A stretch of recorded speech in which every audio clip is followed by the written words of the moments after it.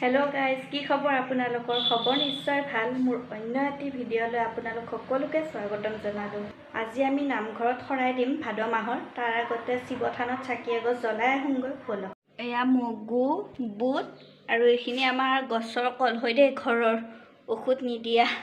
এনেকৈ চূণ সানি থৈ দিছিলোঁ। চূণ সানি থ'লে বোলে পকে, নাজানো পকিছে বাৰু। থানলৈ যাওঁ।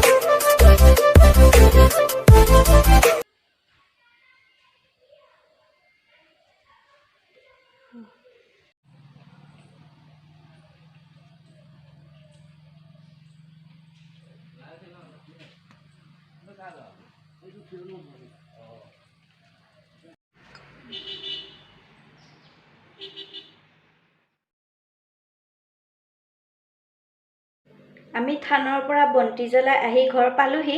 এতিয়া আকৌ অলপ লাহেকৈ নামঘৰলৈ যাম। নামঘৰত যিহেতু আজি আমি শৰাই দিম, শৰাইখন যোগাৰ কৰি আছে খুৰী এগৰাকীয়ে। শৰাইখনৰ কামখিনি হ'লে আমি নামঘৰলৈ যাম।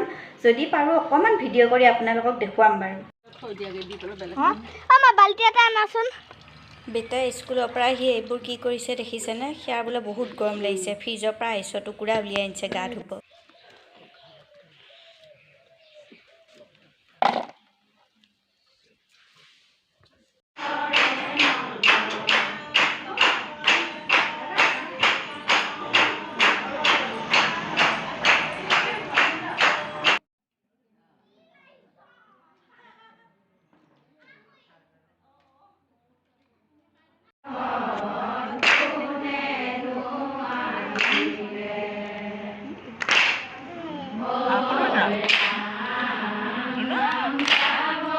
জয় জয় কেনেকৈ গায়?